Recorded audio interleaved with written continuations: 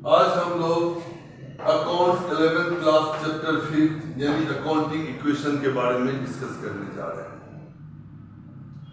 Accounting equation mathematical expression based on dual aspect concept. मैंने आपको पहले ही बताया है, पहले की वीडियो में मैंने डिस्कस किया है कि अकाउंट में डुअल एस्पेक्ट्स होता है, एक डेबिट और क्रेडिट, ये दो एस्पेक्ट्स पे अकाउंटिंग काम करता है। आज हम उसी को थोड़ा आगे बढ़ाएंगे।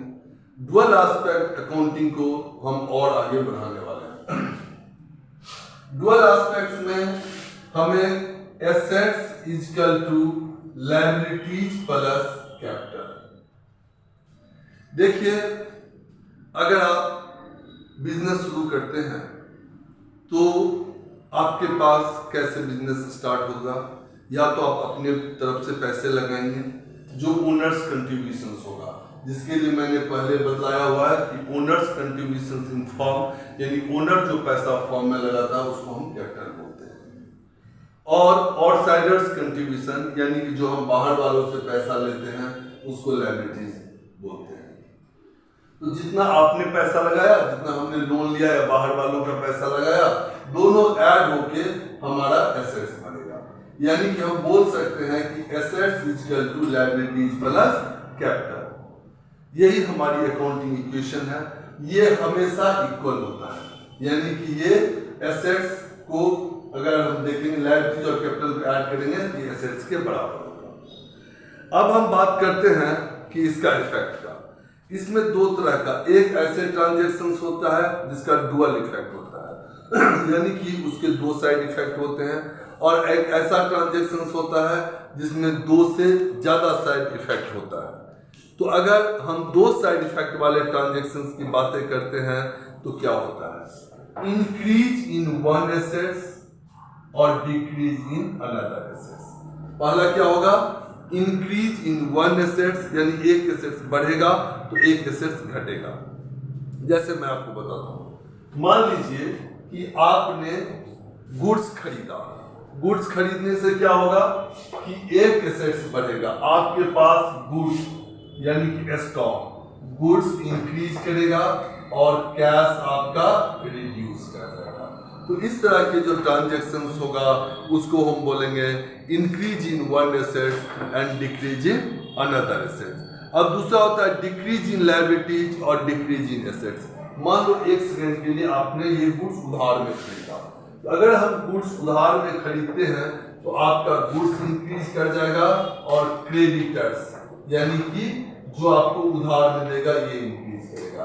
अगर हम इसका पेमेंट करेंगे तो क्या होगा कि कैश में डिक्रीजमेंट होगी। ये पेमेंट करने से कैश और बैंक बेटा दोनों सेम ही तरह से यूज होता है। तो कैश या बैंक में डिक्रीज होगी और क्रेडिटर भी डिक्रीज होगी, यानी कि एक एसेट्स गिर गया तो एक हमारे पास लायबिलिटीज गिर गई। इसको हम बोलेंगे कि डिक्रीज इन एसेट्स और डिक्रीज इन लायबिलिटी। अगला होता है increase in assets and increase in owner capital. इसके एग्जांपल को अगर हम देखें तो increase in assets, increase in owner capital. मान लो ओनर ने बिजनेस में पैसा लगाया तो क्या होगा? कैश या बैंक ये इंक्रीज कर जाएगी, और ओनर्स कंट्रीब्यूशन है इसीलिए कैपिटल भी इंक्रीज कर जाएगी। दूसरा, अगर आपने प्रॉफिट पे गुड्स बेचा तभी इस तरह की कंडीशन होगी, प्रॉफिट वाले अमाउंट से ये दोनों चीजें आपके बढ़ जाएंगे। तो एक और अगला एग्जांपल है decrease in owners capital, decrease in assets. मान लो सेम सिचुएशन में ओनर ने ड्रॉइंग्स करी तो क्या होगा? एसेट्स गिर जाएगी और कैपिटल गिर जाएगी। इस कंडीशन में क्या होगा कि ओनर्स कैपिटल डिक्रीज कर जाएगी और एसेट्स भी डिक्रीज कर जाएगा। अगला increase in assets, decrease in another, increase in assets, decrease in another assets. मान लो कि आपने गुड्स खरीदा तो क्या हो गया? गुड्स बढ़ गई, एक एसेट्स आपका बढ़ गया, और डिक्रीज इन अनदर एसेट्स आपके कैश कम हो गए। अगला होता है डिक्रीज इन लायबिलिटीज और इंक्रीज इन अनदर लायबिलिटीज। ये बड़ा एक स्पेसिफिक केस है। अगर मान लो कि आपका क्रेडिटर्स है और इन्होंने आपको बिल्स पेएबल दे दिया, तो क्या हो गया, increase in one liability, decrease in one liability और इंक्रीज इन वन लायबिलिटी। तो अगर क्रेडिटर्स आपको बिल्स पेएबल देता है तो आपकी एक लायबिलिटीज कम होगी और दूसरी लायबिलिटीज बढ़ जाएगी। कुछ ऐसा भी ट्रांजैक्शंस है जो एक से दो से ज्यादा हेड्स, यानी कि दो से ज्यादा हेड्स को उसका इम्पैक्ट पड़ता है। इसका आप एक सिंपल एग्जांपल ऐसे समझ सकते हैं कि मान लो आपके पास गुड्स है 10,000,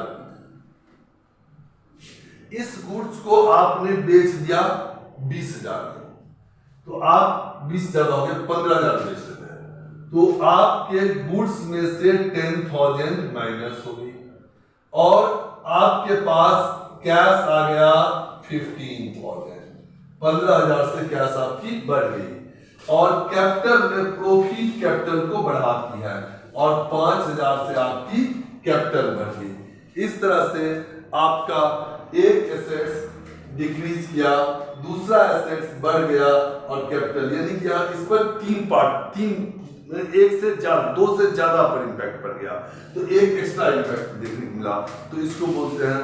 अब हम अकाउंटिंग प्रोसेस करते क्या है, सबसे पहले हम एसेट्स, लायबिलिटी और कैपिटल तीन चीज पर ध्यान देते हैं। अकाउंटिंग इक्वेशन से ही बैलेंस शीट, अकाउंट एक पहले बैलेंस शीट एक बताता हूं, उसके बाद हम अकाउंटिंग इक्वेशन की इसमें डिस्कस करने चलेंगे।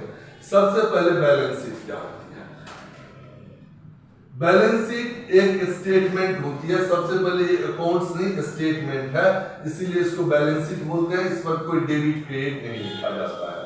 और इस साइड हम लिखेंगे कैपिटल एंड लायबिलिटी, वैसे लिखते हुए हम सिर्फ लायबिलिटी लिखेंगे। ये अमाउंट होगा और ये होगा एसेट्स। अब देखो ये जो ये साइड है ना, उसको इधर लिखेंगे, यानी कैपिटल यहां लिखेंगे, लायबिलिटी जितने सारे होंगे यहां लिखेंगे और एसेट्स हम सारा यहां लिखेंगे। इसको टोटल करेंगे तो ये देखो इक्वल होगी। क्यों? कि assets equal to liabilities plus capital, it's called balance sheet. तो इसमें आपको बैलेंस शीट भी बनानी पड़ेगी। अब हम कुछ ट्रांजैक्शंस के बारे में आपसे डिस्कस करते हैं। पहला ट्रांजैक्शन है, मान लो कि किसी बंदे ने, यानी राम ले लेते हैं, राम ने 2 लाख से बिजनेस शुरू किया। तो देखो अकाउंटिंग इक्वेशन का जो बेसिक फॉर्मेट होता है वो मैं आपको बताता हूं। सबसे पहले यहां आता है सीरियल नंबर, यहां आता है पर्टिकुलर्स, और यहां इक्वेशन कंप्लीटली बनेगा assets equal to capital plus liability. आपके बुक में पहले लायबिलिटीज लिखा होगा, उसके बाद कैपिटल। हम इसलिए पहले कैपिटल को लिख दिए कि लायबिलिटीज को हमें एक्सटेंड करना होता है, उसके लिए आपके पास जगह होगा, आपके पास एक्सटेंड करने के लिए स्पेस होगा। अदरवाइज अगर आप इधर लायबिलिटीज लिखेंगे तो आपको एक्सटेंड करते हुए थोड़ी सी प्रॉब्लम आएगी, इसलिए मैंने थोड़ा सा इसको उल्टा कर दिया। आप भी ऐसे कर सकते हैं या जैसे आप देखें, जैसे आपके टीचर्स चाहे वैसे कर लेंगे। तो राम, ये हमारा होगा बेसिक फॉर्मूला। अब हम एसेट्स के नीचे वो आइटम लिखेंगे जो एसेट्स में है, कैपिटल और लायबिलिटीज के आइटम लिखेंगे। अब यहां पर होता है सीरियल नंबर में 1 डाल दिया। Ram started business with cash of ₹2 lakh. Suppose 2 lakh से राम ने बिजनेस शुरू किया, तो आपको ये पूरी ट्रांजैक्शंस यहां पर लिखनी पड़ेगी। हमने लिख दिया। अब जरा सोचो कि क्या हुआ। राम ने जब बिजनेस स्टार्ट किया तो आपके पास कैश आया होगा, और चूंकि राम आपका ओनर है तो इसलिए उन्होंने जो पैसा दिया वो कैपिटल का पार्ट होगा। तो यहाँ एसेट्स में हम यहाँ लिख लेंगे कैश और यहाँ पर कैपिटल है। तो हमने 2 लाख रुपए, 2 लाख रुपीज हमने कैश में डाला और यहाँ पर 2 लाख कैपिटल में। ये हमेशा इक्वल है, इक्वल जरूर। अब दूसरा, परचेज फर्नीचर फॉर 5,000। मान लो आपने 5,000 की फर्नीचर खरीदी, तो यहाँ पर दूसरा इक्वेशन लिखेंगे परचेज फर्नीचर फॉर 5,000। अब देखिए यहाँ पर एक कॉलम बनेगी फर्नीचर का, तो फर्नीचर में 5,000 ऐड करेंगे और कैश में से 5,000 माइनस। सिंपली आप सोचिए, जो ही आप खरीदेंगे, फर्नीचर आपके पास आ रही है, एसेट्स में हमने फर्नीचर ऐड कर दिया और कैश में से माइनस कर दिया, तो ये आप इसको 1,95,000 प्लस 5,000, और इधर कितना है 2 लाख। ये देखो तो इक्वल है, अगर इक्वल है तो सही है। तो यहाँ लिखेंगे न्यू इक्वेशन, न्यू इक्वेशन। मैं EQ लिखता हूँ, आप EQUATION कंप्लीट लिखेंगे, स्टूडेंट कभी ऐसे नहीं लिख सकता। अब मान लो अगला ट्रांजेक्शन करते हैं, परचेज गुड्स ₹10,000 ऑन क्रेडिट। हम उधार में गुड्स खरीदते हैं, परचेज गुड्स 10,000 ऑन क्रेडिट, हमने 10,000 की गुड्स उधार में खरीदे। तो हम अगला जो बनाएंगे वो होगा गुड्स, या तो गुड्स बनाओ या स्टॉक बनाओ, दोनों में से सेम है। जनरली मैं स्टॉक लिखता हूं, तो आपके लिए भी मैं अभी स्टॉक लिखता हूं। स्टॉक, तो आपने 10,000 की गुड्स खरीदा, लेकिन आप खरीदा किसमें? उधार में। तो जब उधार में खरीदेंगे, यहाँ एक कॉलम बनेगी क्रेडिटर्स। हम जिससे क्रेडिटर्स में गुड्स खरीदते हैं, जो से उधार में गुड्स खरीदते हैं, वो हमारा क्रेडिटर्स होता है। तो अब ये हो गया 1,95,000 plus 5,000 plus 10,000 equal to 2 lakh plus 10,000। देखिए ये और ये इक्वल है, तो हाँ है। इसी तरह तो ये फिर क्या हो गया? New equation. अब अगला इक्वेशन हम लोग लिखेंगे, परचेज गुड्स 2,000 ऑन क्रेडिट, ये गुड्स हो गया। अब परचेज सोल्ड गुड्स को, अब सोल्ड में परचेज वाली 2 एंट्री कर दिया, सेल्स वाली लेता हूं। Sales goods costing 20,000 for 25,000। आपने 25,000 में बेचा 20,000 की goods. Sold goods of ₹20,000 for 25,000। तो आप यहाँ पर ये जो मैंने बोला वो लिखेंगे। तो आपने गुड्स कितने की बेची? आपके पास स्टॉक था बेटा 10,000 की, तो आप इसमें 5,000 ले लीजिए बेचने के लिए। तो सोल्ड गुड्स ₹5,000 फॉर 7,000।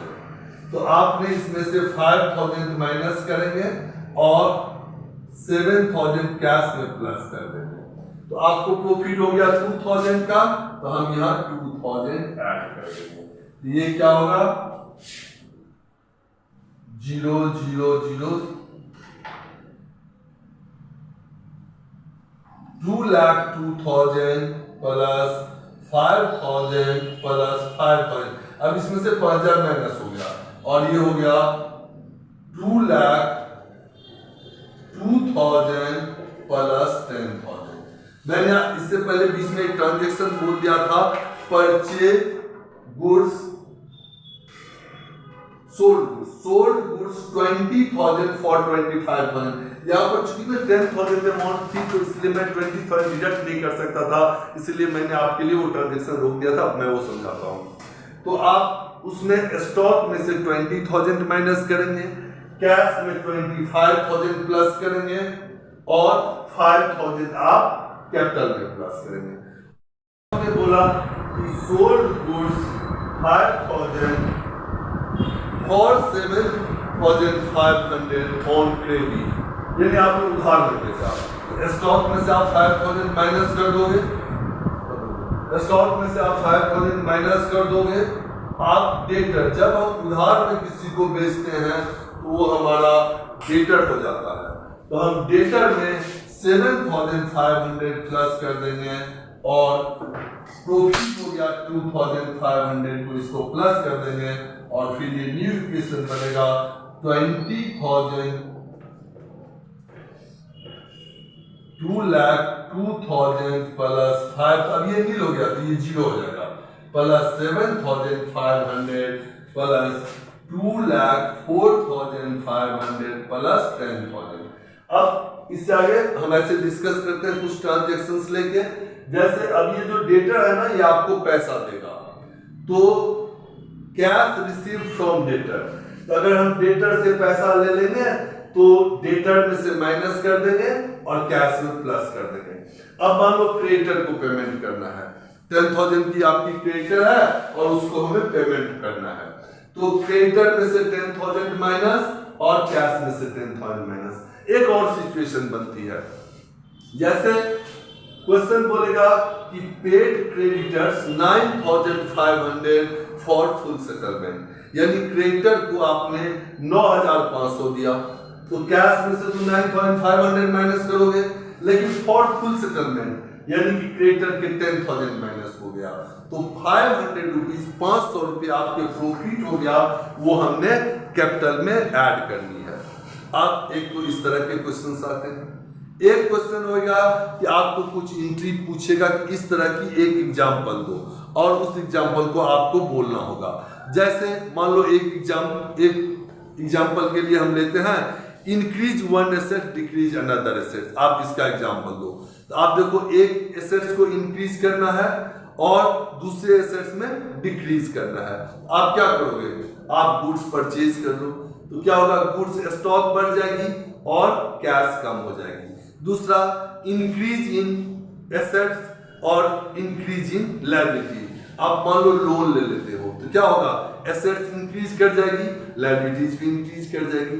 या उधार पे आप गुड्स खरीद लेते हो, क्या होगा, एसेट्स भी इंक्रीज कर जाएगी, लायबिलिटीज भी इंक्रीज कर जाएगी। इसी तरह है डिक्रीज इन एसेट्स और डिक्रीज इन लायबिलिटीज। क्रेडिटर्स का आपने अभी भी पेमेंट किया तो आपका कैश भी कम हो गया, यानी एसेट्स भी कम हो गई और लायबिलिटीज भी कम हो गई। उसके बाद increase in one liabilities decrease in another liability. ये एग्जांपल मैं पहले दे चुका हूं कि क्रेडिटर से आपने बीपी ले लिया था, तो एक लायबिलिटीज कम हो गई और दूसरी लायबिलिटीज बढ़ गई। इस तरह से हम इसका करेंगे। एक और स्पेशल है increase in liabilities decrease in capital. अगर लायबिलिटीज बढ़ रही है तो आउटस्टैंडिंग एक्सपेंसेस के केस में हम ऐसा करेंगे। एक है increase in liabilities increase in owner capital, यानी कि डिक्रीज इन लायबिलिटीज कम होगी और ओनर्स कैपिटल बढ़ेगी। यूनिक केस है ये, सिर्फ तब हो सकता है जब आप लोन को कैपिटल में ट्रांसफर करेंगे। अब एक तरह का और है जो हम छोटे क्वेश्चंस को सॉल्व करते हैं, जिसमें assets is equal to capital plus liabilities निकाल के काम करते हैं। तो इस पर आप उस क्वेश्चन को सॉल्व करिएगा। अगर कोई प्रॉब्लम हो तो कमेंट्स में जरूर लिखिएगा और आप चैनल को सब्सक्राइब, शेयर और लाइक जरूर कीजिएगा। अब अगले चैप्टर के लिए, चैप्टर नंबर 6 के लिए आप आगे वीडियो जरूर देखिएगा। धन्यवाद।